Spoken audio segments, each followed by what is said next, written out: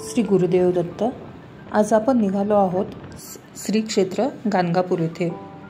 गाणगापूर जिथे साक्षात आपल्या दत्त महाराजांचं जागृत देवस्थान असून महाराजांचा वास आहे। ऑक्टोबर 2017 मध्ये पहिल्यांदा गाणगापूरला जाण्यात आलं।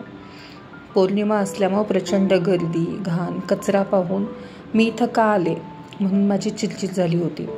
फक्त बाहेरून दर्शन घेऊन मी तिथून वापस आले। पण आज काही कामानिमित्त सोलापूरला जाण्यात आलं आणि तिथून गाणगापूरला जाऊयात का?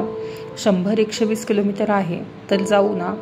रोज महाराजांना फोटो आणि व्हिडिओमध्ये पालखी प्रदक्षिणावेळी पाहते, त्यांना समोर एकदा तरी पाहायचं आहे असं मनात होतं आणि ते आज स्वप्न पूर्ण झालं।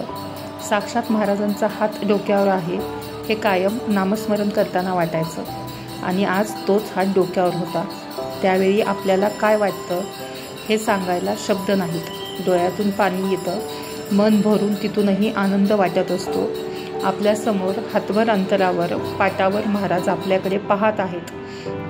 त्यावेळी तिथे फक्त आम्ही दोघं, महाराज आणि आमचा निशब्द संवाद, ज्यात मी काही मागत नव्हते, बोलत नव्हते, ते काही देत नव्हते, तरीही मला न मागता सगळं काही मिळालं होतं।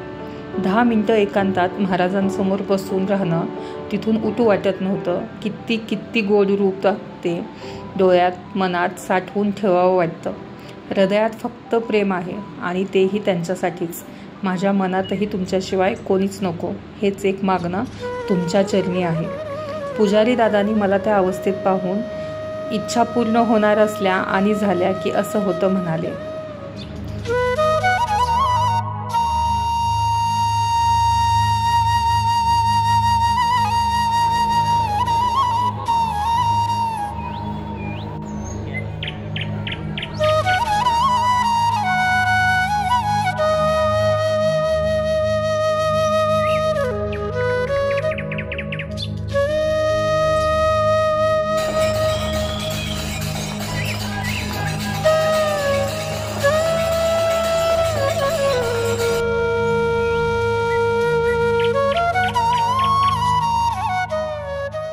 काही क्षण सुटू नये वाटतात, कधीच संपू नये असे वाटतात। इतका सहवास हवासा वाटत राहतो। तुमच्या सहवासात कित्येक असे क्षण जगून जाते की जे कल्पनेच्या पलीकडचे असतात, जगण्याची उमेद वाढवणारे असतात, नव्याने आयुष्यात काहीतरी करावेसे वाटणारे असतात। माझ्या भोवतीने असणारे तुमचे आवरण तुम्ही माझ्यासाठी असण्याची जाणीव करून देतात, जगण्यावर प्रेम करायला शिकवून जातात। तो प्रत्येक क्षण मनात दरवळत राहतो, सोनचाफ्यासारखा। तो तुमच्या सहवासाचा चाफा आयुष्यभर जपावा वाटतो, हृदयाच्या गाभाऱ्यात तुमची आठवण म्हणून, तुमच्यासोबत भरभरून जगलेले क्षण म्हणून। गाणगापूरला कसं जायचं? पुण्यातून डायरेक्ट बस, ट्रेन अवेलेबल आहेत, मात्र गाणगापूर येथून रात्री 6 नंतर कुठेही जाण्यासाठी बस उपलब्ध नाहीत। त्यामुळं तिथं मुक्कामासाठी मठ, हॉटेल, धर्मशाळा येथे बेसिक सुविधा मिळतील। मी यावेळी फक्त मंदिरातीलच दर्शन घेतलं।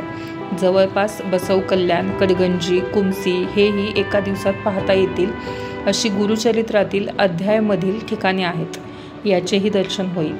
आजचा भाग इथंच संपवते। श्री गुरुदेव दत्त। अवधूत चिंतन श्री गुरुदेव दत्त।